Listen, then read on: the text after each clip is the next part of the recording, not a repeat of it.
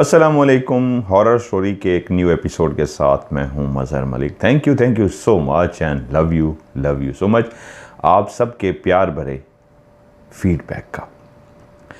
मेरी ख्वाहिश थी कि आज मैं बाहर बैठ के आपको कहानी सुनाऊं, क्योंकि मैं इस वक्त मौजूद हूं मैरीलैंड में और बाहर बहुत ज़बरदस्त मौसम, फुल धुंध थी। लेकिन जैसे ही थोड़ी देर पहले बारिश शुरू हुई है तो धुंध तो कम हो गई है, लेकिन बहुत ज़्यादा सर्दी है यहाँ पे।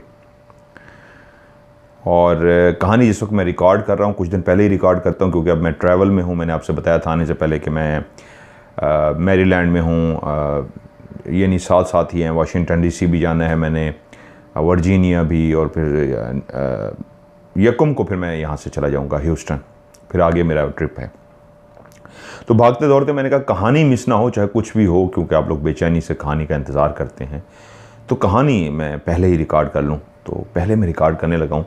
तो कहानी क्योंकि हॉरर होती है, और जब खौफनाक कहानी आपको मैंने सुनानी हो तो मेरी ख्वाहिश होती है कि मेरा बैकग्राउंड भी वैसा खौफनाक हो। क्योंकि मैं इस वक्त होटल में था तो मैंने कहा मैं बाहर बनाऊँ, लेकिन एंड मैं एक छोटी सी वीडियो भी डाल दूँगा बाहर की। उस वक्त पता नहीं क्या मौसम है, शायद बदल ना गया हो, क्योंकि मैं अभी जब थोड़ी देर पहले बाहर निकला था तो शदीद धुंध थी, बहुत ज़्यादा फोग थी और बहुत ज़्यादा ठंड थी। मज़ेदार मौसम था यहाँ का, बाल्टीमोर मैरीलैंड का। तो हॉरर स्टोरी है। हॉरर स्टोरी में यकीनन सी बात है, जब आप सुनाने के लिए बैठते हैं, आप तो सुनते हैं ना, और आप लोग कहते हैं सुनते हुए आप उस जगह पे अपने आप को महसूस करते हैं। आप कहते हैं कि हम वहाँ लगता है कि हम उस जगह पे मौजूद हैं। तो मैं भी जब सुनाने के लिए बैठता हूँ तो मुझे भी नींद पूरी चाहिए, दिमाग फ्रेश हो, बैकग्राउंड अगर ऐसा हो, मैं किसी जंगल में बैठा हूँ, हॉरर जगह पे बैठा हूँ, तो मुझे भी सुनाने का बहुत मज़ा आता है कहानी का। तो वो जो इन्वायरमेंट होता है, वो जहाँ पे आप पे इफ़ेक्ट कर रहा होता है, सुनने वाले को लगता है कि उस इन्वायरमेंट में मौजूद है, तो सुनाने वाले का भी जो मूड है वो लोकेशन के हिसाब से बड़ा खूबसूरत होता है। आज की जो कहानी मैं आपको सुनाने जा रहा हूँ, ये उन वक्तों की कहानी है कि जब इंसान बहुत ज़्यादा आबाद नहीं थे ऐसी जगहों पे। अब शहरी आबादी तो हमेशा से आबाद थी, वहाँ पे सहूलियात होती थी, लेकिन दूर दराज की जो आबादी थी वहाँ पे घर तो मौजूद होते थे, दूर दूर होते थे, लेकिन उनके दिल आपस में जुड़े होते थे। उन्हीं में से एक लड़का जिसकी कहानी वो ख़ुद अपनी ज़ुबानी जिसने सुनाई, और उसी की कहानी को मैं लफ्ज़ों में ढालने जा रहा हूँ, ताकि आपको लगे जिस तरह कहानी को पढ़ते हुए मुझे लगा मैं उस जगह पे मौजूद हूँ। तो पूरी कोशिश करूँगा आप भी उस कहानी में उस जगह पे मौजूद हो। कबीर एक ऐसे घर के अंदर रहता था जो 5 कमरों पर मुश्तमिल घर था। कबीर की उम्र उस वक्त 14 साल थी। उससे छोटा एक भाई जिसका नाम समीर था। इंडिया के गांव में मौजूद ये जो घर था, जिसके दरवाजे से दाखिल होते ही एक बड़ा सा सहन आता था। सहन से आगे एक साइड पे जहां बावर्ची खाना बना था, वहीं पे 3 कमरे भी बनाए गए थे। एक कमरा मेहमानों के लिए था, एक कमरा उनका मुलाजिम जिसने वहाँ पे रिहाइश इख्तियार की हुई थी, और तीसरे कमरे को स्टोर के तौर पे इस्तेमाल किया जाता था, क्योंकि ये एक ऐसे गांव में मौजूद घर था जहाँ पे लकड़ियों की हमेशा ज़रूरत रहती थी। सर्दियों में लकड़ियों को ही जला के जहाँ पे खाना पकाया जाता था, वहीं पे ही अपने जिस्म को, हाथ पाँव को गर्म रखने के लिए उसी लकड़ियों का इस्तेमाल किया जाता। और उसी तीसरे कमरे को लकड़ियां रखने के लिए, टूटा फूटा फर्नीचर या जिस तरह स्टोर के लिए इस्तेमाल किया जाता। जीने तय करते हुए, यानी कि सीढ़ियां चढ़ते हुए जब आप ऊपर पहुंचते तो वहां पे 2 कमरे आपको नजर आते, बड़े से कमरे। एक कमरा कबीर के वालदैन का था, और दूसरा कमरा जहां पे कबीर और उसका भाई समीर रहते थे। इन दोनों भाइयों की मिजाज ज़मीन और आसमान की तरह बिल्कुल मुख्तलिफ थे। कबीर इंतहा का शरारती लड़का था और समीर उतना ही कम बोलता था, खामोश तबीयत का था, बिल्कुल एक सीधा सादा सा शरीफ सा लड़का। 14 साल को जब कबीर पहुंचा तो उसकी शैतानियां, उसकी शरारतें इस हद तक ज़्यादा हो चुकी थीं कि आए रोज़ उसको अपने बाप से मार पड़ती, क्योंकि इलाके के जो लोग भी थे, बावजूद इसके कि घर दूर दूर थे, फिर भी वो चला जाता और उनके घरों में कोई ना कोई चीज़ तोड़ फोड़ देता, कोई ना कोई नुकसान करता, कोई ना कोई ऐसी राह गुज़रते के साथ भी शरारत कर देता कि वो जब कबीर के वालिद को आके शिकायत लगाते तो उसके वालिद आग बगोला हो जाते और फिर कबीर को बहुत पीटते थे, बहुत मारते थे। लेकिन कबीर कहाँ बाज आने वाला था, वो कहाँ बाज आता। इसी गांव के साथ ही एक बड़ा सा जंगल भी था, बहुत बड़ा जंगल जो दूर दूर तक फैला हुआ था। इस जंगल के बारे में लोगों ने बहुत सी किस्से कहानियां मशहूर कर रखी थी, लेकिन ऐसे कहते थे कि इतना गहरा जंगल है कि जो भी इस जंगल में जाता है कभी वापस नहीं लौटा। वो रास्ता भूल जाता है, भटक जाता है, जंगली जानवरों का शिकार हो जाता है या उस पर क्या गुजरती है कोई नहीं जानता। लेकिन ये ज़रूर जानते थे जो एक दफ़ा गया वो वापस नहीं आ सका। कबीर की ज़िंदगी इसी तरह शैतानियाँ करते हुए गुजर रही थी। वालिद से मार पड़ती और वो ज़्यादा शैतानियाँ करता, लेकिन उसको उस वक्त जब वालिद मार रहे होते तो वो वादा कर लेता कि अगली दफ़ा मैं कोई शरारत नहीं करूँगा। वालिद उसको मारने के बाद बाकायदा कमरे में बंद कर देते और कमरे को लॉक कर दिया जाता। वो जो नीचे गेस्ट रूम था जो सिर्फ उस वक्त इस्तेमाल में आता था जब कोई मेहमान आ जाता, वरना अमूमन वो खाली ही रहता था, और उसको बंद कर दिया जाता। और जब वो बार बार अपनी माँ से रिक्वेस्ट करता कि मुझे माफ़ी दिलवा दीजिए, आइंदा मैं कोई शरारत नहीं करूंगा, और तब माफ़ी तलाफ़ी होती कि ठीक है आइंदा कभी शरारत मत करना। लेकिन उसका भाई जो छोटा समीर था, क्योंकि वो बिल्कुल एक शरीफ सा बच्चा था, कभी कोई शरारत नहीं करता था, इसलिए सब घर वाले उससे बहुत प्यार करते थे, गांव वाले भी और उसके माँ बाप भी उससे बहुत प्यार करते थे। जब भी बच्चे से प्यार किया जाता है तो बड़े भाई को ज़रूर महसूस होता है, और उसको पता भी था इस बात का कि उसको प्यार की वजह यही है कि वो सबका कहना मानता है, वो जो सब कहते हैं वैसा ही करते हैं, और मुझे इसलिए मार पड़ती है कि मैं किसी की बात नहीं सुनता। दिन ब दिन उसकी शरारतें बढ़ती जा रही थीं, यहाँ तक कि उसके वालिद साहब को कुत्ता रखना इंतहाई नापसंद था। जहाँ भी ये शरारती बच्चा था वहीं पे एक दिन उसको राह चलते एक ऐसा कुत्ता नजर आया जो बहुत जख्मी हालत में था। ये उस कुत्ते को ना सिर्फ उठा के अपने घर लेके आया, बल्कि उसको इस तरह देखभाल की कि जिसकी बचने के बहुत कम चांसेस थे, उसकी इस तरह देखभाल करनी शुरू कर दी, लेकिन छुप के कि किसी को पता ना लगे कि वो सारा दिन ही उस कुत्ते की देखभाल करता रहा। बाप तक जब ये खबर पहुंची तो वो आग बगोला फिर से हो गया कि उसको पता है मैंने कुत्ते की इजाज़त इस घर में नहीं दी हुई, तो ये कुत्ता कैसे लेके आ गया है। उसने बाप से कह दिया मुझे जितना मारना है आप मारिए, मैं इस कुत्ते को पालूंगा। बाप ने मारा, वो उसने मार खाने के बाद कहा मैं सॉरी नहीं करूंगा, मैंने इस कुत्ते को पालना है। और माँ भांप गई, जिद का पक्का है मेरा बेटा, चाहे कुछ भी हो जाए, इसने तहिया कर लिया तो पाल के रहेगा। तो उसने बाप से सिफारिश की, बच्चा है, कुछ दिनों की बात है, मान जाइए।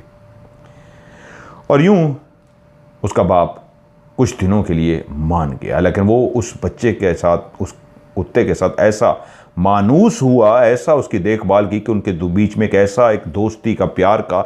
जानवरों में कुत्ता आपको पता है सबसे एक ऐसा वफादार जानवर है जो सबसे ज़्यादा इंसान से प्यार करता है। यूं कबीर और उसके कुत्ते में बेइंतहा प्यार हो गया। अब उसका सबसे बड़ा दोस्त वही कुत्ता था, वो हर वक्त उसके साथ होता। अब वो ठीक हो चुका था, उसको खिला पिला रहा था, और जब वो बेहतरीन हो गया तो ये कैसे पॉसिबल है कि कुत्ता और वफादारी ना करे। यूं अब कबीर और कुत्ता हर वक्त इकट्ठे फिरते रहते।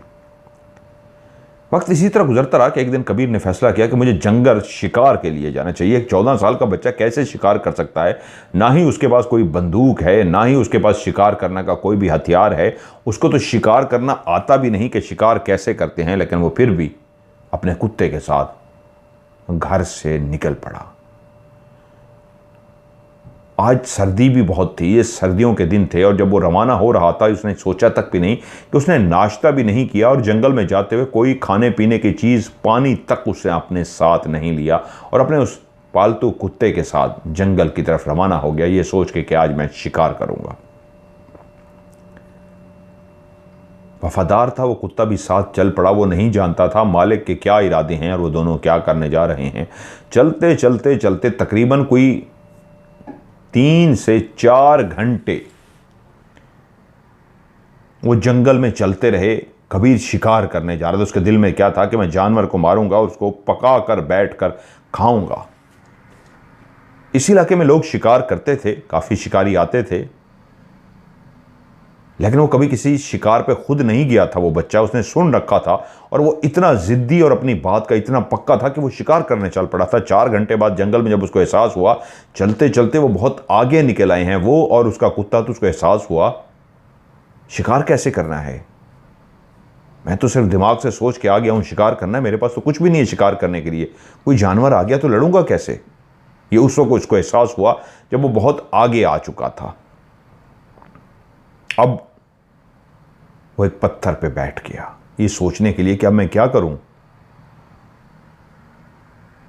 तब उसको एहसास हुआ कि इतना ज्यादा चलने के बाद उसके पेट में चूहे दौड़ रहे हैं, उसको शदीद भूख लगी है, और उसके पास खाने पीने का कोई सामान नहीं है, यहां तक कि पीने के लिए पानी भी नहीं। वो और परेशान हो गया। उसने सोचा मुझे वापस जाना चाहिए, और तभी वो वापसी की राह के लिए लौटा तो उसको अंदाज़ा हुआ वो इतने घने जंगल में है जहां पे वापसी के लिए रास्ता मिलना इतना आसान नहीं है।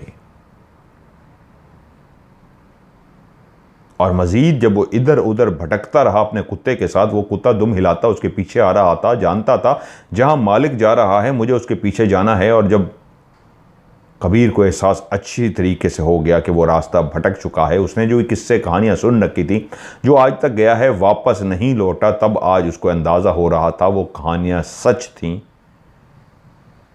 जहां चारों तरफ दरख्त ही दरख्त हैं, यहां रास्ता ढूंढना कितना मुश्किल है। किस सिमत में जाऊं, किस सिमत की तरफ रास्ता होगा, किस सिमत की तरफ मेरा गांव है। मैं चलना शुरू करूं तो पता लगे और दूर जा रहा हूं, वापसी का रास्ता नहीं है, बल्कि मेरे गांव से ये और दूर करता रास्ता है। ये बातें सोचते वो परेशान सा हो गया। शाम हो चुकी थी। चलते चलते, रास्ता ढूंढते ढूंढते अब बुरा हाल उसका होने लगा था। और वो शरारती सा बच्चा चलते चलते जब काफी और घूमने फिरने के बाद जब उसकी हिम्मत जवाब देने लगी, तो अब उसकी आंखों से आंसू बहना शुरू हो गए। अब उसको एहसास हो चुका था वो बहुत बड़ा गलत फैसला कर चुका है जंगल में इस तरह आने का, क्योंकि इस तरह जंगल में आने से रास्ता भटक गया था। अब जब उसके आंसू निकले तब उसको अपनी मां की बातें याद आईं। वो बाप जो उसको मारता था, उसकी शफकत भी याद आई। उससे प्यार भी तो करता था। वो उसकी शैतानियों पे, उसकी हरकतों पे उसको मारता था, वैसे तो उससे बहुत प्यार करता था। रात गुजर रही थी। यहां जंगली जानवर थे, भेड़िए थे, जो किसी भी लम्हे उसके अगर सामने आ जाते तो इस घने जंगल में जहां रात की तारीकी इस अंदाज में फैल चुकी थी कि हाथ को हाथ ना दिखाई देता था, रास्ता ढूंढना तो दूर की बात है, हर तरफ अंधेरा ही अंधेरा था। और आज शायद उसको उसकी शरारतों की, उसकी हरकतों की सज़ा मिलने जा रही थी कि किसी भी लम्हे कोई जानवर उसके सामने आ जाता और फिर उसको अपना शिकार बना लेता। तभी पहली दफ़ा उसके अंदर एहसास हुआ कि मैंने अपने वालिदैन को कितना तंग किया है, मैंने कितनी ज़्यादा शरारतें की हैं, मैंने अपनी वालिदा को, अपने वालिद को कितनी तकलीफ़ पहुंचाई है। उसको बाप का प्यार भी याद आया कि मेरी शरारतों की वजह से वो मजबूर होकर मुझे मारता है। और तभी वो बच्चा होकर ऊपर आसमान की तरफ देखने लगा और कहा, या अल्लाह मुझे बचा ले, मैं ज़िंदगी में कभी शरारत नहीं करूँगा। आज मुझे मेरी गलतियों का एहसास हो रहा है। हाँ, मैंने ज़िंदगी में बहुत ज़्यादा गलतियाँ की हैं, मुझे नहीं करनी चाहिए थी। और उस घने जंगल में ये सोचते हुए, ये दुआएं करते हुए बच्चा जो इधर उधर भटक रहा था, वहीं पे उसकी निगाह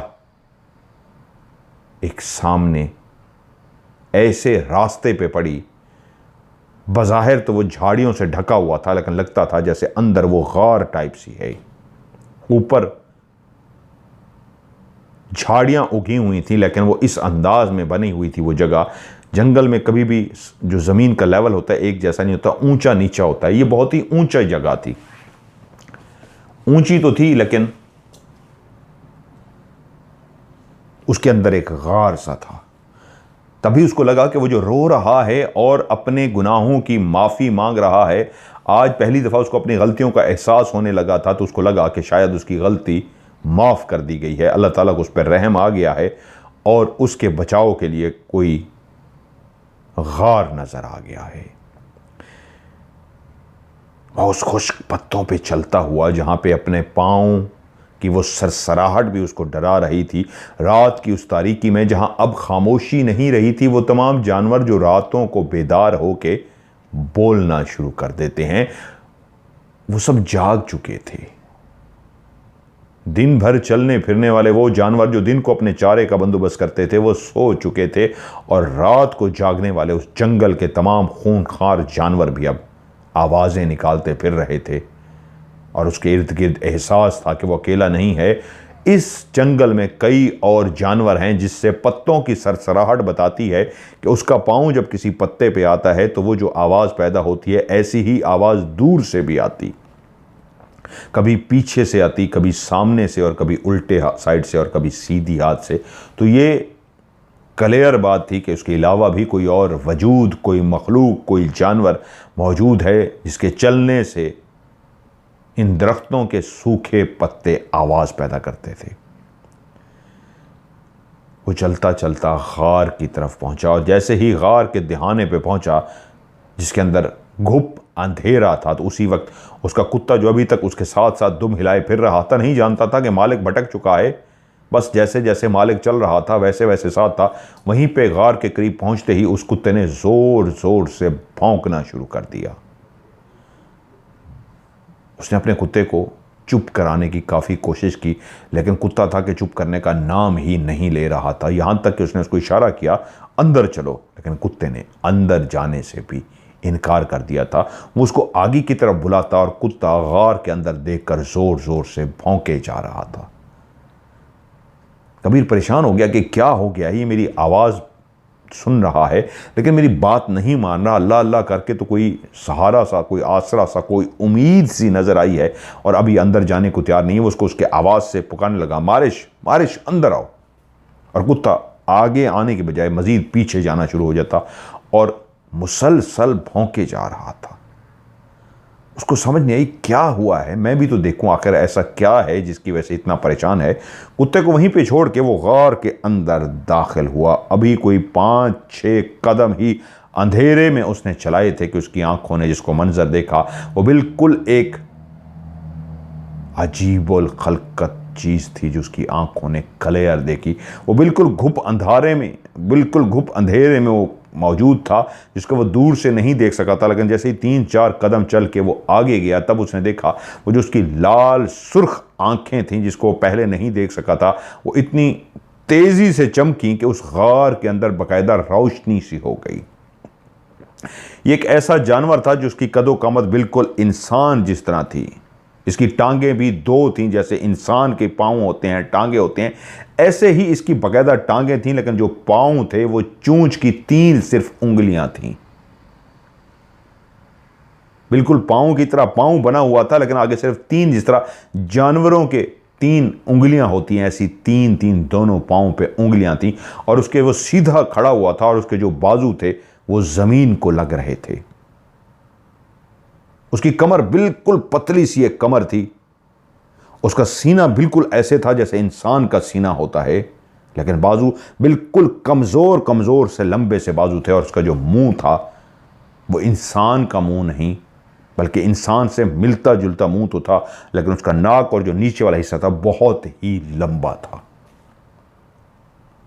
आंखें ऐसी थी जैसे इंसान की आंखें होती हैं, लेकिन वो लाल सुर्ख थीं। कहानी सुनाते हुए टिक की भी आवाज़ आए तो मैं इतना एक्टिव होता हूँ कि वो तो जिस तरह वो ये हीटर एसी है लेकिन वो हीटर की तरफ चलता है, वो हीटर चल गया क्योंकि बहुत शदीद ठंड होती है बाहर, तो अंदर कमरा गर्म है, इसलिए तो मैंने ये इतनी सर्दी में भी हाफ स्लीव पहन रखी है क्योंकि अंदर बहुत गर्म है हीटर की वजह से, बाहर बहुत ठंड है। तो वो जो जानवर सामने मौजूद था वो एक अजीब व गरीब सा जानवर जो इंसानों की तरह सीधा खड़ा था, बाजू ज़मीन पे लग रहे थे, टांगें भी इंसान की तरह कमज़ोर कमज़ोर सी टांगें थीं, लेकिन उसका नाक और नीचे थोड़ी जो थी वो बहुत ज़्यादा लंबी थी। वहाँ से लगता था ये कोई जानवर है, लेकिन ऊपर सर, आँखें वो देख के लगता था जैसे कोई इंसान नुमा, कोई भेड़िया है, कोई जानवर है। और उसकी आंखें इतनी तेजी से लाल सुर्ख आंखें चमकी थी कि पूरी गार के अंदर रोशनी सी हो गई थी। उस अजीब व गरीब बला टाइप चीज़ को जब उसने सामने खड़े हुए देखा, वो बच्चा जो भूख से बुरा हाल था, वो बच्चा जो गिड़गिड़ा के खुदा से माफ़ी मांग रहा था, या अल्लाह आज मेरी ज़िंदगी बख्श दे, आज मैं वापस घर पहुंच जाऊं, मैं अपनी तमाम शरारतों से तौबा कर लूँगा, उसी लम्हे उस अजीब व गरीब चीज़ को जिसको सामने खड़े उसने देखा तो उसके मुंह से एक चीख निकली और उसी लम्हे वो वापसी की तरफ मुड़ा और इतना तेज़ी से भागना शुरू कर दिया कि उसको होश तक नहीं रहा वो किस सिमत भाग रहा है, किस सिमत जा रहा है। बस एक जनून था उसके ऊपर कि मैंने भागना है। उस बला को वो देख चुका था कि नहीं तो ये बला मुझे खा जाएगी। उसका कुत्ता उसके पीछे भागे जा रहा था, भागते भागते उसको होश में आया, दिमाग में आया, तभी अंदर नहीं जा रहा था, भौंके जा रहा था, उसी सिमत देखा जा रहा था। अब उसको अंदाज़ा हो चुका था और वो जंगल में भागता जा रहा था। किस रुख भाग रहा था वो नहीं जानता था। भूख प्यास का एहसास भी ख़त्म हो चुका था। इंसान को जब ये पता लगे कि मैंने जान बचानी है तो उसके सब एहसास मर जाते हैं। एक एहसास जागता है, पहले ज़िंदगी बचाओ। और ऐसे ही भागते भागते भागते वो एक ऐसी जगह पे पहुंचा जहाँ पे सारे दरख्त ख़त्म हो गए और तभी उसकी आंखों ने दूर उस अपने गांव के मंज़र को भी देख लिया कि वो बजाय भटकने के, उस खौफ से जो भागते हुए इतनी देर तक दौड़ता रहा था, तो अब वो अपने गांव तक पहुंच गया था। उसको रात हो चुकी थी और वो रात को दौड़ता दौड़ता दौड़ता सीधे अपने घर गया और उसको पता लगा उसका बाप और उसकी माँ जाग रहे हैं, उसका भाई जाग रहा है। वो पागलों की तरह दौड़ता हुआ अपने कमरे में जब दाखिल हुआ तब वो उसको एहसास हुआ कि मैं घर तो आ गया हूँ, लेकिन रात का ये इतना लेट टाइम है कि इस पे तो मेरा बाप मुझे और मारेगा। लेकिन उसी लम्हे उसका बाप उस कमरे में दाखिल हुआ। उसके बाप की आंखों में आंसू थे। उसका बाप रो रहा था। रोता हुआ बाप उसके पास आया और उसने अपने बेटे को गले लगा लिया। ये पहली दफ़ा था कि उसको बाप ने इतने प्यार से गले लगाया था कि उसका माथा चूमा और अपने बेटे को गले लगाया। वो बाप जो हमेशा उसको सज़ा देता था, अभी घर पहुंचते ही उसको एहसास हुआ था कि घर पहुंच गया हूँ, बाप सज़ा देगा, लेकिन बाप उसको चूम रहा था, गले लगा रहा था। तभी उसने अपने बाप से कहा, मुझे माफ़ कर दीजिए, मैंने आपको बहुत तंग किया है, मैंने आपको बहुत डिस्टर्ब किया है। मैं तौबा करता हूँ, मैं आज के बाद ऐसा नहीं करूँगा। और ये बात सच थी। फिर उस रात जब वो अपने घर पहुँच गया, उसकी ज़िंदगी ऐसी बदली कि उसके बाद फिर कभी उसने माँ बाप को तंग नहीं किया। उस छोटे से गांव के अंदर उसने पढ़ना शुरू कर दिया। अपना दिल उसने तालीम के अंदर लगा दिया, यहाँ तक कि उसने अपनी तालीम मुकम्मल की और यूँ पुलिस के अंदर उसकी नौकरी लग गई। लेकिन जिस जगह पे उसकी नौकरी लगी थी वो इसके गांव से बहुत दूर इलाका था, बहुत दूर। लेकिन माँ बाप उससे बहुत खुश थे। वो बच्चा जिसने माँ बाप को शदीद परेशान कर रखा था, अब वो माँ बाप का फर्माबरदार बन चुका था। वो नौकरी करता रहा। वक्त कितनी तेज़ी से गुजरा कि वो उसकी तरक्की होती गई और वो नौकरी पे मुख्तलिफ़ जगहों पे मुख्तलिफ़ पोस्टिंग उसकी होती रही। माँ बाप से मिलने के लिए जाता रहा कि वहीं एक एक करके माँ और बाप अल्लाह को प्यारे हो गए। अब उस घर में सिर्फ एक भाई था, समीर, वो जो नौकर था, वो भी अल्लाह को प्यारा हो चुका था। वो कमा रहा था, अभी तक उसने शादी नहीं की थी कि तभी उसके भाई ने कहा मुझे पढ़ने के लिए इंग्लैंड जाना है। उसने कहा ठीक है, मेरा भाई अगर पढ़ने के लिए वहाँ जाना चाहता है तो मुझे बहुत ज़्यादा खुशी होगी, तुम्हें किसी किस्म की कोई परेशानी नहीं होगी। यूँ उसने तमाम अखराजात के साथ अपने छोटे भाई समीर को लंदन पढ़ने के लिए भेज दिया, इंग्लैंड पढ़ने के लिए भेज दिया। खुद अपनी जॉब करता रहा। कुछ अरसे के बाद उसको इत्तला मिली, तकरीबन वो अपने ऑफिस में बैठा था कि उसको इत्तला मिली कि उसका भाई लापता है। वो एकदम से चौंक गया और पूछा क्या हुआ। उसको सारी सूरत हाल बता दी गई कि तुम्हारे भाई का कोई पता नहीं लग रहा। तो उसने कहा ओके। फ़ोन तो उसने नीचे रख दिया, लेकिन वो सोचने लग गया, इसका मतलब है कि मेरा भाई अगर गांव में नहीं है, लापता हो गया, तो फिर वो यकीनन इंग्लैंड चला गया होगा। उसके पास जो अते पते थे, जो तरीका था, जिस तरीके वो मालूम कर सकता था, उसने कोशिश की, लेकिन कोई राब्ता ना हो सका। तो उसने फैसला किया कि फिर मुझे इंग्लैंड ही जाना चाहिए भाई का पता करने के लिए, क्योंकि दो ही जगह थी, या गांव या फिर इंग्लैंड। चलो, उसने कहा मैं इस बहाने भाई से मिल भी लूँगा और उसकी खैर खैरियत भी दरियाफ्त कर लूँगा। उसने सीधा सफ़र किया और इंग्लैंड पहुँच गया।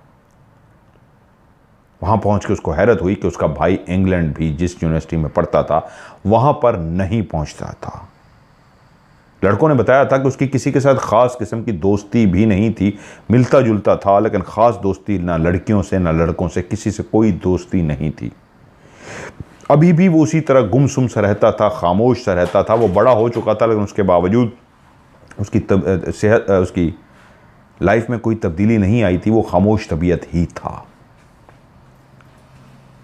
तभी उसको अंदाज़ा हुआ, कबीर को, कि ना ही कोई उसका ख़ास दोस्त है जिससे वो कोई मालूमात ले सके, कोई नहीं जानता था। उन्होंने भी यही कहा, वो तो गांव चला गया था, वो तो वापस चला गया था, लेकिन उसने कभी किसी से कोई राब्ता नहीं किया।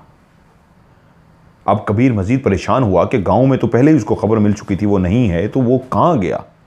वहीं से वो सीधा अपने उसी आबाई घर पहुंचा। जब वो अपने आबाई घर पहुंचा तो सबसे पहले वो वहाँ के पुलिस स्टेशन पहुंचा। वहाँ का जो पुलिस ऑफिसर था उसको जानता था, उसका अच्छा दोस्त था। उसने उसको जो मालूमात दी, उसकी मालूमात के हिसाब से उसने कहा कि जो हमने जितनी भी तफ्तीश करनी थी वो हमने सारी कर ली है। गांव का वो जो चाचा जो गांव के उस कोने पे रहता है, वो अपनी बेटी की दवाई लेने के लिए अपने घर से गांव की उस दुकान की तरफ जा रहा था जहाँ पे दवाइयाँ मिलती थीं। ये एक ऐसी सर्दियों की रात थी जहाँ पे हर कोई अपने घर के अंदर दबका हुआ था, क्योंकि बाहर बहुत शदीद सर्दी पड़ रही थी और बाकायदा बर्फ़ पड़ी हुई थी। वो 65 साल का बाबा इसलिए घर से निकला था कि उसकी बेटी के लिए उसको दवाई लेनी ही थी हर सूरत में। वो अपने घर से निकला और उस यख्त बस्ता सर्दी के अंदर चलता हुआ जब रास्ते में उस घर के सामने पहुंचा जो कबीर का घर था, तो उसके हाथ और पांव शल हो चुके थे, सर्दी की वजह से यख बस्ता हो चुके थे। तभी उसने फैसला किया कि मुझे कुछ देर के लिए अपने हाथ पांव को गरमाइश देनी चाहिए, आग के आगे रुकना चाहिए। अगर इसी तरह चलता रहा तो मेरे हाथ पांव अब जो बाकायदा ठंड की वजह से दर्द करना शुरू हो गए थे, उनको गर्म करना बहुत ज़रूरी था। तो वो कबीर के घर के आगे रुक गया। उसने दरवाज़ा खटखटाना शुरू कर दिया। अंदर से जब कोई भी आवाज़ ना आई, 3 दफ़ा वो दरवाज़ा खटखटा चुका, तो उसने दरवाजे को धक्का दिया थोड़ा सा, तो दरवाज़ा खुला हुआ था। दरवाज़ा खुल गया। वो भी इसी गांव का शख्स था, सब एक दूसरे को जानते थे। वो भी समीर को, उसके वालदैन को, कबीर को, सबको जानता था। इसलिए वो एक बुज़ुर्ग सा बंदा था, घर के अंदर दाखिल हुआ आवाज़ें देते हुए, लेकिन घर से कोई आवाज़ नहीं आ रही थी। यहाँ तक उसने नीचे देख के ऊपर गया। उससे पहले वो कई दफ़ा जा चुका था समीर से, जब उनके वालदैन ज़िंदा थे। ऊपर गया, ऊपर जाके वो मिला, देखा उसने तो ऊपर भी समीर कमरे में नहीं था। तो वो समझ गया कि घर के अंदर समीर मौजूद नहीं है और वो नीचे आ गया। उसको अच्छा नहीं लगा कि वो खुद से लकड़ियां जलाए और बैठे। अगर समीर होता तो और बात होती। वो वहां से चला गया, उसने दवाई ली, जैसे कैसे अपने घर पहुंच गया।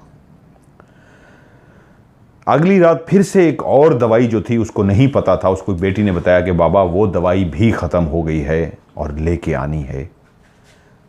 तो वो बुज़ुर्ग फिर से रवाना हुआ दवाई लेने के लिए। आज कल से भी ज़्यादा ठंड थी और जब वो चलता हुआ फिर से कबीर के घर आया कि फिर से कोई हाथ कबीर आज मौजूद होगा, उससे पूछ सकूं कल खैरियत थी। वो रात को उस घर नहीं था तो उसने देखा दरवाज़ा तो उसी तरह खुला हुआ है जिस तरह वो कल खुला छोड़ के गया था। और जब वो ऊपर पहुंचा और उसने देखा वो आतिशदान जिसमें लकड़ियां जलाई जाती थी आज भी खुश्क पड़ा हुआ था, जिससे लगता था कि कल रात वो घर आया ही नहीं है, घर खुला पड़ा है। वो परेशान सा हुआ और सीधा उस दुकानदार के पास उसने जाके दवाइयाँ लीं और इसी बात का जिक्र किया कि कल भी घर खाली था, आज भी मुझे लगता है कोई गड़बड़ है। समीर तो आया हुआ था गांव में, अब कहाँ गया? तो उस दुकान वाले ने उससे कहा कि बेहतर यही है आप ये बात पुलिस को बता दो। अगर वो कल से घर में नहीं है, क्योंकि 3 से 4 दिन पहले उसको गांव में देखा गया था, उसने कुछ चीज़ें खरीदी थीं और मछलियां पकड़ने वाला जाल भी खरीदा था, लेकिन बेहतर यह है कि आप पुलिस को बता दो। दुकानदार ने कहा ठीक है, अगर आप बेटी की दवाई लेके वापस जा रहे हैं तो ये काम मैं कर दूंगा, कोई बात नहीं। दुकानदार ने बात पुलिस को बता दी और जब पुलिस को ये बात पता लगी तो पुलिस ने अपनी तरफ से तमाम छानबीन करी, घर को भी देखा, इधर उधर सब जगहों पे गए, लेकिन 4-5 दिन मुसलसल छानबीन के बाद भी जब समीर का कोई पता न लगा तो तभी उन्होंने उसके भाई कबीर को इतला दी कि तुम्हारा भाई जो कुछ दिनों पहले गांव में देखा गया था, जिसने ये सामान वगैरह भी खरीदा, अब वो लापता है। तभी कबीर पहले इंग्लैंड गया था और वापसी गांव बैठा पुलिस वाले से ये सारी बात सुन रहा था। जब उसने सारी बात पुलिस वाले से सुन ली, उसका शुक्रिया अदा किया, उसने कहा इससे पहले कि मैं घर दाखिल हूं मुझे उस बाबा से, उस बुजुर्ग से मिल लेना चाहिए।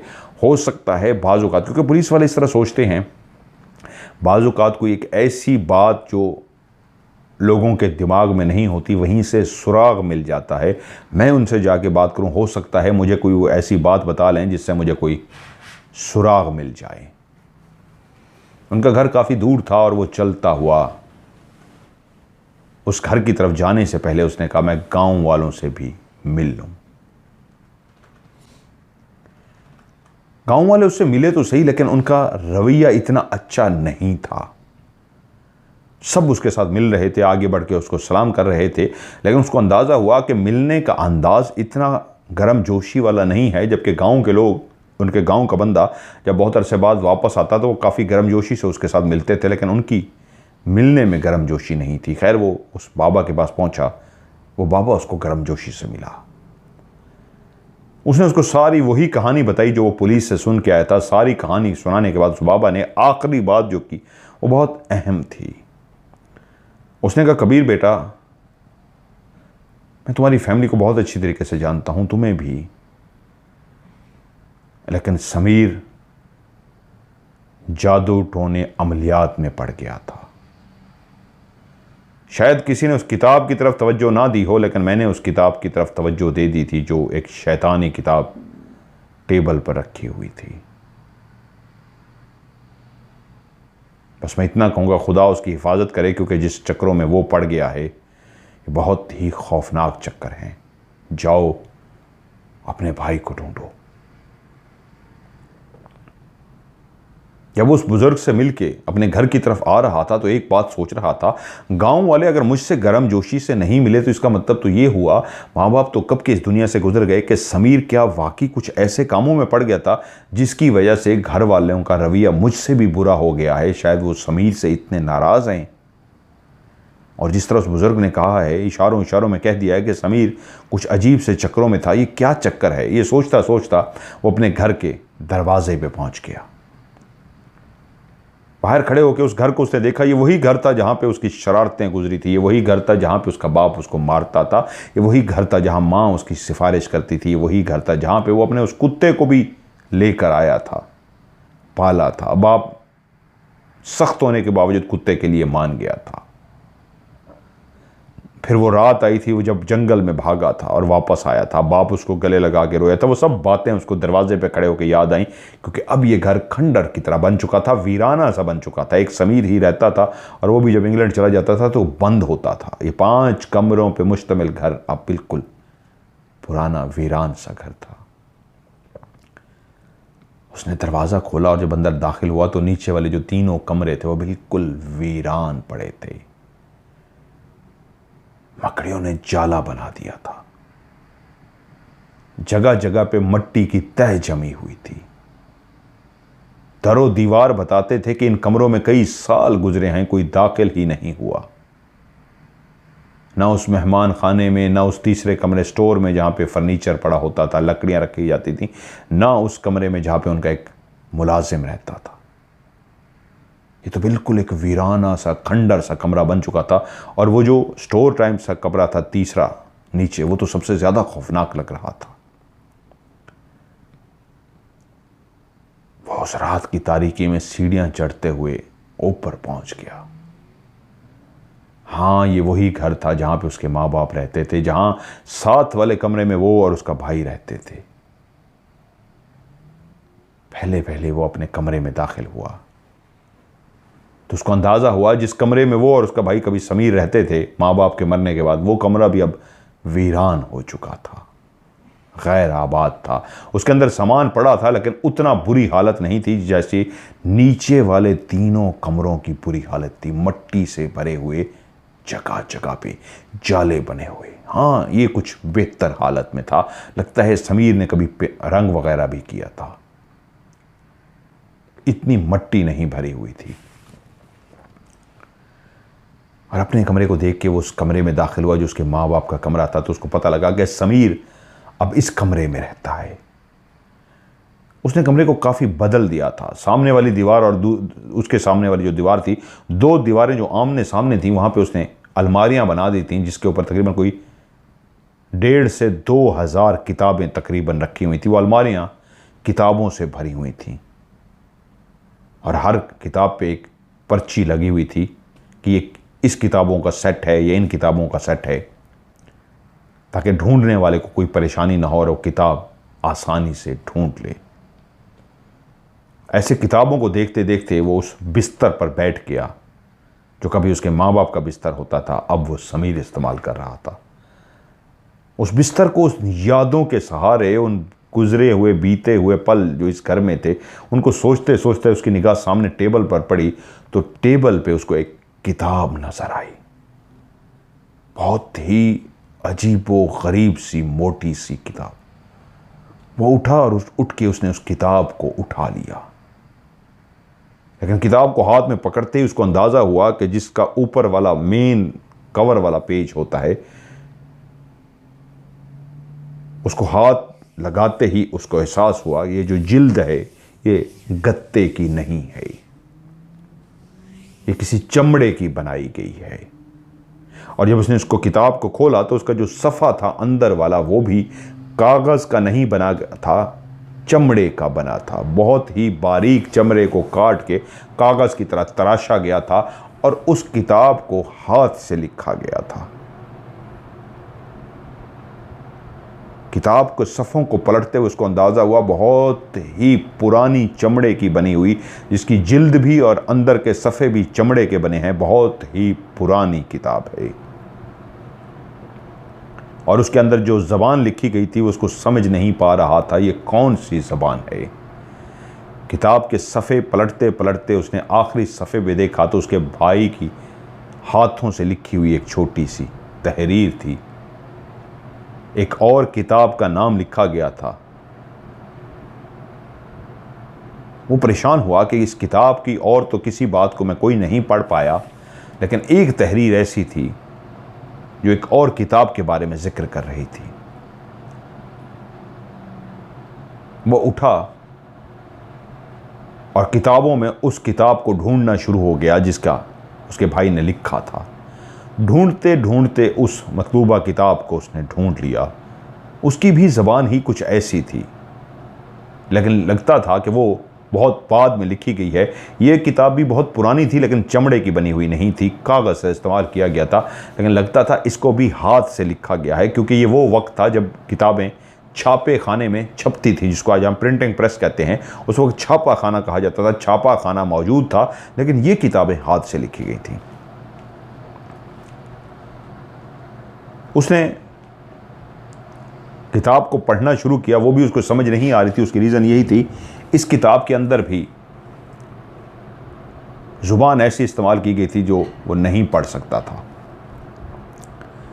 लेकिन इस किताब के एंड पे उसको 2 ऐसे ख़त मिले जिसको देखते ही वो समझ गया कि ये जो तहरीर है ये उसके छोटे भाई के हाथ के लिखी हुई है।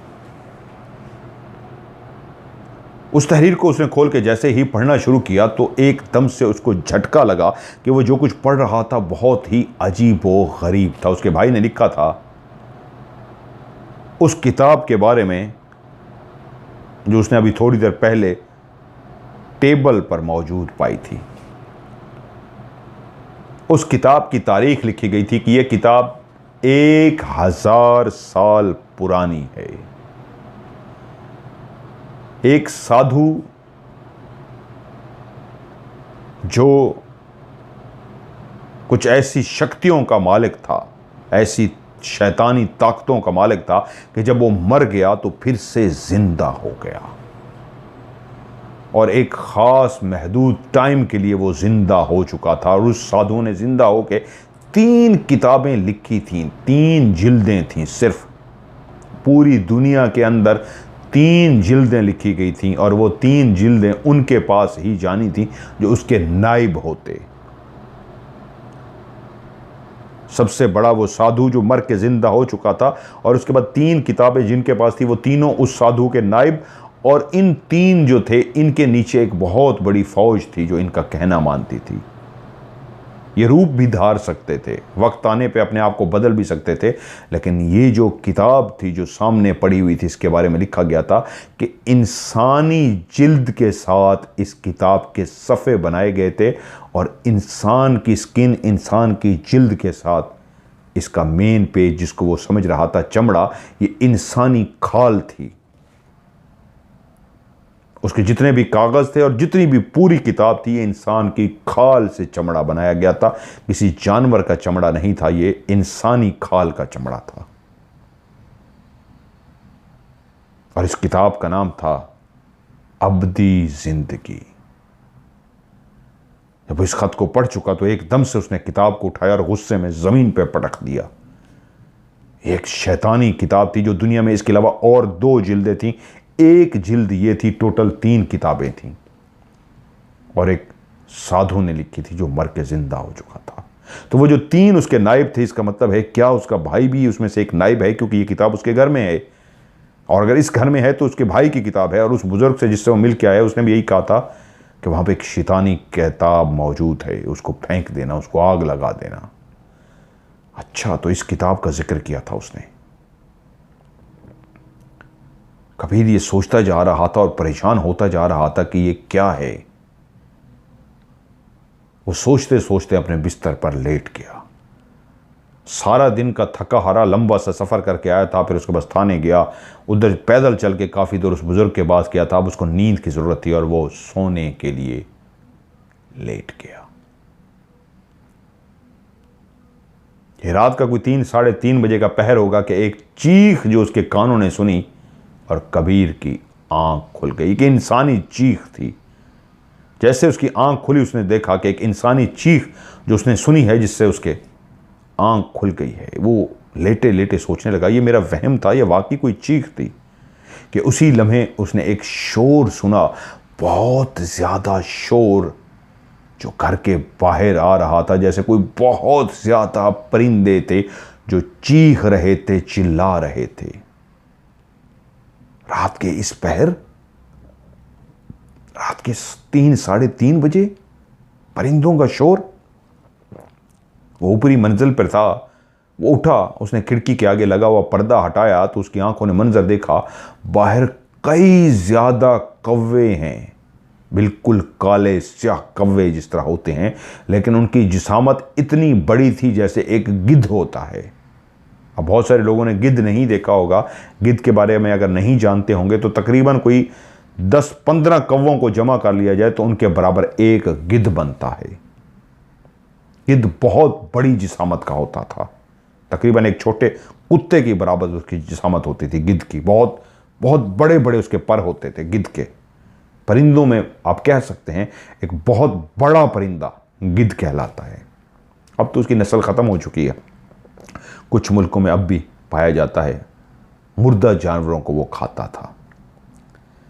तो वो जितने भी काले स्याह कौवों की तरह थे वो परिंदे, कौवे तो उनको नहीं कह सकते थे, वो बहुत बड़ी बड़ी जिसामत के थे।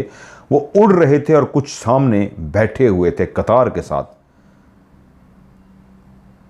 और काएं काएं काएं काएं किए जा रहे थे। लेकिन तभी उसको अंदाज़ा हुआ कि वो जैसे ही चुप होते थे तो एक जो सबसे बड़ा था उनसे जिसामत में, उन्हीं की तरह था, काला स्याह लेकिन जिसामत में सबसे बड़ा था। पहले वो एक आवाज़ निकालता था और जैसे ही वो आवाज़ निकालता तो वो खामोश होता, उसके बाद बाकी सारे बोलना शुरू कर देते थे। लेकिन वो इतना ज़्यादा शोर था कि वो समझ नहीं पाया कि रात के इस पहर इनको क्या हुआ है। लेकिन वो इतना ज़रूर समझ गया था कि ये इंसान जो मुझसे अच्छी तरीके मिल नहीं रहे, कुछ तो था इस घर में जिसकी वजह से उनका रवैया मुझसे बदला हुआ था। और रात के इस पहर अगर शैतानी ताकतों की बुक इस घर में पड़ी है और बाहर इस तरह का मंजर है तो ज़रूर कोई गड़बड़ है। वो काफ़ी देर खड़ा देखता रहा और तब उसने कहा मुझे सो जाना चाहिए। लेकिन इतने शोर में उसको नींद कहाँ आनी थी। उसने रोई उठाई, कानों के अंदर डाली, तकिया कानों के ऊपर रखा, रज़ाई के अंदर घुस गया कि किसी तरीके में सो जाऊं, लेकिन नींद कहाँ आनी थी। बाहर एक शोर था, पूरे गांव के अंदर शदीद सर्दी पड़ रही थी, हर कोई अपने अपने घरों में था। लेकिन इस घर के इस परिंदों के शोर ने कैसे हो सकता है कि घर बेशक दूर दूर थे लेकिन सब तक ये शोर जा रहा होगा। और वो कानों में रुई डाले बिस्तर के अंदर घुसा ये सोच रहा था, मैं इस शोर को पहली दफ़ा सुन रहा हूँ, लगता है गांव वाले ऐसे शोर को पहले भी कई दफ़ा सुन चुके हैं, तभी मुझसे नहीं मिले वो। लेकिन वो फैसला कर चुका था कि सुबह ये कौवे हैं, कोई बदरूहें हैं या कोई भी शैतानी ताकतें हैं, मुझे इनका हल करना है। नींद उसको नहीं आई, लेकिन जब आहिस्ता आहिस्ता वो शोर बाहर ख़त्म हो गया और सुबह के बाहर आसार नमूदार होना शुरू हो गए, तब वो सो गया। 11-12 बजे वो सो के उठा और उसने नाश्ता वगैरह करने के बाद फ़ौरन फैसला किया कि अब वो जो बदरूहें रात इस घर के बाहर चीख रही थी कौवों की शक्लें बन के, मुझे इनका बंदोबस्त करना है। घर के अंदर ढूंढने पे उसको उसके बाप की वो बंदूक, जो 2 नाली वाली बंदूक थी जो उसका बाप शिकार के लिए इस्तेमाल करता था, अब भी कारामत थी, उसको इस्तेमाल किया जा सकता था। उसने बंदूक देखी तो खुश हुआ, सीधा गांव पहुंचा और उसने उसके लिए 3-4 डब्बे खरीद लिए मैगजीन के, और अपने पिस्तौल के लिए भी उसने काफ़ी ज़्यादा गोलियां खरीद ली। वो आज रात उन बदरूहों का मुकाबला करने का फैसला कर चुका था। आज भी जब वो वापस आ रहा था ये सारा सामान लेके, तो गांव वाले आज उसको देखते ही दूर दूर होना शुरू हो गए। कल उससे मिले तो थे, गर्मजोशी नहीं थी, आज तो उसके कोई करीब आने को भी तैयार नहीं था। और तब वो समझ सकता था कि ये सब मुझसे दूर क्यों हो रहे हैं, मुझसे करीब क्यों नहीं आ रहे। वो रात जो मंजर देख चुका था, उन बदरूहों को रूप धारे हुए अजीब गिद्ध से कौवे बने हुए, समझ गया था शैतानी ताकतें इस घर में हैं, तभी सबके रवैये ऐसे हैं। और जब वो अपने कमरे में पहुंचा तो उसको उन बॉक्स पे भी निगाह पड़ी जो बॉक्स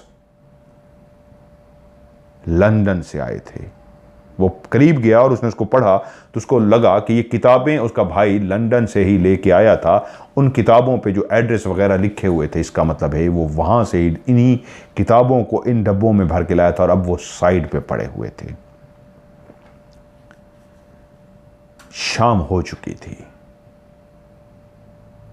रात होना शुरू हो रही थी और वो अपनी बंदूक संभाले आज टहल रहा था। फैसला कर चुका था कि आज रात भी वो जो चीज़ भी है, वो कोई शैतानी ताकतें हैं, वो बदरूहें हैं, वो कौवे हैं, वो गिद्ध हैं, वो जो भी हैं, वो रात को आके जिस तरह चिल्ला रहे थे, मैंने उनको नहीं छोड़ना। मेरा भाई लापता है। वो बहुत बहादुर था। बचपन में एक वाकया अपनी आंखों से देख चुका था, लेकिन भाई की मोहब्बत में आज वो बैठा सोच रहा था, काश मैं अपनी पोस्टिंग इस तरह दूर ना कराता, भाई के पास रहता। मेरे भाई को मेरी ज़रूरत थी, मैंने भाई को टाइम नहीं दिया और पढ़ने के लिए वो बाहर चला गया।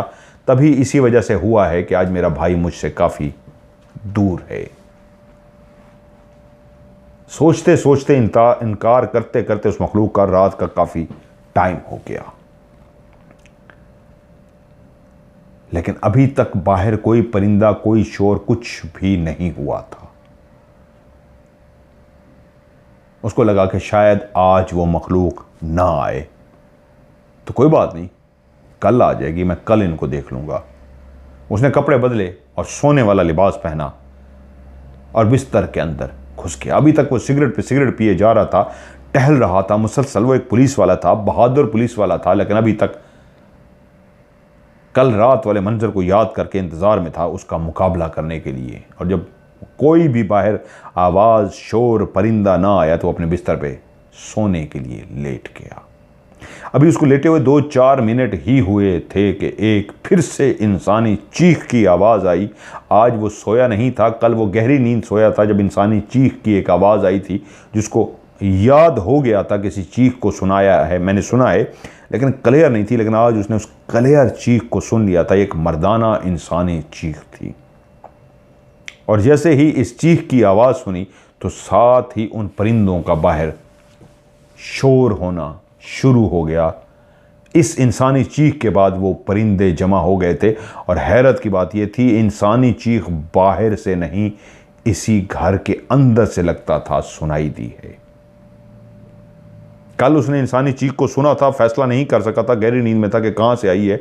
आज वो जागती आंखों से उस चीख को सुन रहा था, तभी उसको लगा ये चीख बाहर से नहीं, घर के अंदर से आई है। और तभी बाहर परिंदों ने बोलना शुरू कर दिया।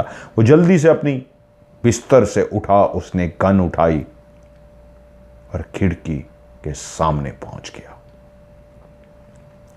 उसने पर्दा सरकाया और देखा तो बाहर तमाम कल की तरह परिंदे उसी तरह जमा थे। कुछ उड़ रहे थे और कुछ सामने बैठे थे। उन्हीं में सबसे बड़ा जो था आज भी उसी जगह पे बैठा था और जब वो बोलता था, कोई आवाज़ निकालता था, तो उसके बाद बाकी सारे मिल के बोलना शुरू कर देते थे। पहली आवाज़ उस बैठे हुए परिंदे की होती थी और उसके बाद बाकी सब बोलते थे। वो समझ गया ये कोई इनका बड़ा है, ये कुछ कहता है, बोलता है, उसके बाद सारे बोलना शुरू कर देते हैं। तो उसने अपनी बंदूक का निशाना लिया और फैसला किया पहले इसी को निशाना बनाता हूँ। और उसने निशाना लगाया तो वह निशाना सीधा उस बैठे हुए बड़े से गिद्धनुमा जो कौवा टाइप सा था, उसकी गर्दन को वो निशाना लगा। उसकी गर्दन को जख्मी करते हुए जो गोली है आगे चली गई। हाँ, वो गोली उसको लग चुकी थी, उसकी गर्दन में लग चुकी थी। उसकी गर्दन टूट के गिरी नहीं थी, लेकिन जख्मी हो चुकी थी, शदीद जख्मी। उसने खून का फुआरा निकलते हुए देखा था। वो जितना बड़ा परिंदा था, जितना बड़ा गिद्ध साइज का था, ऐसे ही एक खून का बहुत बड़ा फुआरा निकला था। और साथ ही उसने देखा कि वो जो कौवे कुछ बोल रहे थे, अब उनकी आवाज़ बदल गई थी। अब वो बोल नहीं रहे थे, ऐसा लगता था जैसे वो अब रो रहे हों, तकलीफ में आ गए हों, गुस्से में आ गए हों। और वो सब इस तरह बोले जा रहे थे, ज़ोर ज़ोर से, काएं काएं अजीब सी आवाज़ें निकाल रहे थे कि वो पुलिस वाला था, बहादुर था, उसके बावजूद उस शोरो गुल के, उनके चीखने चिल्लाने और अजीबो गरीब आवाज़ों को निकाल जिस तरह रहे थे, वो सुन के डर सा गया। जिसको गोली लगी थी वो अपनी जगह से गायब हो गया था। उसकी जगह पे कोई भी नहीं बैठा था, वो जगह खाली थी। लेकिन बाकी सारे कौवे, गिद्ध वो चीख रहे थे, ऐसे जैसे वो जोर जोर से रो रहे हों। उनका कल की तरह बोलना आज, जब पहले उसने फायर नहीं किया था उससे पहले तक वो अजीब सा बोल रहे थे, चीख रहे थे, लेकिन अब वो विलविला रहे थे, बिलबिला कर रो रहे थे, मातम सा कर रहे थे, लेकिन ऐसी खूंखार आवाज़ें निकाल रहे थे। उसी लम्हे उसने देखा उन कौवों ने पूरे घर को चारों तरफ से अपनी जिस तरह लपेट में ले लिया हो। उनके उड़ने का अंदाज ऐसा हो गया था जैसे पूरे घर के ऊपर गोल गोल वो घूम रहे हों, उड़ रहे थे। उसके घर के ऊपर जितने बैठे हुए थे वो भी सारे उड़ रहे थे। उस घर के इर्द गिर्द घेरा डालकर वो सारे उड़ना शुरू हो गए थे। और वो इतनी जोरों कतार चीख रहे थे कि एकदम उसको लगा कि उसका सर फट जाएगा। उसको वाकई वहशत सी आने लगी और जैसे ऐसे पीछे से हुआ, उसको लगा जैसे उसको धक्का सा लगा है या क्या हुआ है। वो बिस्तर पे गिरा, इतनी जोर से गिरा कि वो बेहोश हो गया। जब उसकी आंख खुली तो अगले दिन के 2 बज रहे थे। वो गिरा बिस्तर पर था, लेकिन बिस्तर पे इस अंदाज में जोर से उछल कर गिरा था कि उसका सर पीछे दीवार को जाके लगा था। उसको सर में बहुत तकलीफ हो रही थी। तभी उसको कुछ याद आया, रात का मंजर, और उसके बाद उसको वो बात याद आई कि रात जब मैंने फायर किया था, जिसके बाद वो परिंदे चीख रहे थे कि किसी के कराहने की आवाज़ आ रही थी, और वो जो चीख रहा था कराहत में था, वो आवाज़ ऐसी थी जैसे इंसान से मिलती जुलती कराहने की, तकलीफ़ की आवाज़ थी। जैसे कोई इंसान तकलीफ़ में हो रहा हो, तकलीफ़ में हो, शदीद तकलीफ़ में और करा रहा हो, तो वो तकलीफ़ में कराहता था। और जैसे ही वो तकलीफ़ में कराहता था, उसके फ़ौरन बाद वो बाहर सारे परिंदे चीखना शुरू कर देते थे। वो कुछ लम्हों के लिए खामोश होते थे, फिर से वो कराहता था, इंसानी आवाज़ की कराहत आती, तकलीफ़ की जैसे इंसान तकलीफ़ में कराहता है, तो फिर से वो बोलना शुरू कर देते थे। और जब उसको धक्का पड़ा था, वो आखिरी मंजर उसको याद आ गया कि वो कराहने की आवाज़ कहीं और से नहीं, उसके घर के नीचे वाले पोर्शन से आ रही थी। तो वो समझ गया, जिसको मैंने जख्मी किया था, क्या ये उसी की आवाज़ है या कोई इंसान था जो छुपा हुआ था मेरे घर के नीचे से? क्योंकि मुझे उसको याद आ गया अच्छी तरीके, वो जो कराहने की आवाज़ थी वो तो नीचे से आ रही थी। तो वो एकदम से परेशान होकर उठ के बैठा, सर को सुलहाना शुरू कर दिया। नीचे देखा सिगरेटें पड़ी हैं, इसका मतलब रात इतनी सिगरेटें पी गया था। और उसको याद आया कि मेरे नीचे वाले घर से, नीचे वाले कमरों से किसी की आवाज़ आ रही थी। किसकी आवाज़? कोई आके छुप गया था, कोई इंसान छुपा था, कोई बस्ती का बंदा आके छुप गया था। लेकिन करा क्यों रहा था? वो तकलीफ़ में क्यों था? लेकिन जो वो कराहता था, तो उसके कराने से पीछे वाले जो बाहर कव्वे नुमा जानवर थी, बदरूहें थी, चुड़ैलें थी, वो बोलते थे। तभी उसको याद आया वो किताब कहाँ है। हाँ, उसने किताब को फेंका था। उसने देखा किताब कहीं पे भी नहीं है। किताब कहाँ गई? वो किताब को इधर उधर ढूंढना शुरू हो गया, किताब नहीं थी। और उसने जल्दी से अपने पिस्तौल को देखा, क्या उसका पिस्तौल मौजूद है? उसका पिस्तौल उसके पास बिल्कुल मौजूद था और फुल लोड था। और तभी उसको अंदाज़ा हुआ, क्या मेरे कमरे की कुंडी लगी है या वो भी किसी ने खोल दी है? तो कुंडी भी उसी तरह लगी हुई थी। तब उसको एहसास हुआ, सिवाय किताब के हर चीज़ अपनी जगह पर मौजूद है, किताब वहाँ पर नहीं है। उसने फैसला किया नीचे उसी जगह देखने का जहाँ से रात आवाज़ आ रही थी। और वो सीढ़ियाँ उतरते हुए जब नीचे पहुँचा तो उस सिमत का अंदाज़ा लगाया जिस सिमत से रात उसको आवाज़ आ रही थी। तो वो जगह कोई और नहीं, वो स्टोर था जो हमेशा बंद रहता था, जहाँ पे लकड़ियाँ रखी जाती थी। उसी स्टोर से रात सारी कराहने की आवाज़ें आ रही थीं। और तभी जब वो उस स्टोर के अंदर दाखिल हुआ तो उसकी आंखों ने क्या मंजर देखा, क्या खौफनाक और भयानक मंजर देखा। पार्ट 2 में इसको यहीं पे अभी ख़त्म करते हैं। ये आज का पार्ट 1 है, काफ़ी लंबी हो गया, तो इसी कहानी का पार्ट 2 इंशाल्लाह मैं आपको कल सुनाऊंगा। बाकी मैं छोटी सी वीडियो भी आपको बाहर की दिखा देता हूँ। बाहर इस वक्त क्या सिचुएशन है, बहुत शदीद। ये देखिए गर्म गर्म हवा आ रही है इसकी। तो मैं बैठा हूँ हाफ स्लीव पहन के, बाहर शदीद फोग और धुंध और ठंड और बड़ा ज़बरदस्त है। बारिश काफ़ी देर से हो रही थी, शायद तब्दील हो गया और मौसम। वो मैं एक छोटी सी वीडियो डाल देता हूँ इंशाल्लाह। इसका पार्ट 2 जी आपको कल सुनाऊंगा। आप लोग अपनी कहानियाँ भेजते रहिए, आपकी कहानियों को भी हॉरर स्टोरी का इंशाल्लाह हिस्सा बनाऊँगा। मेरा व्हाट्सअप का नंबर है जिस पर आपने कहानियाँ सेंड करनी है, +92 पाकिस्तान का कोड है।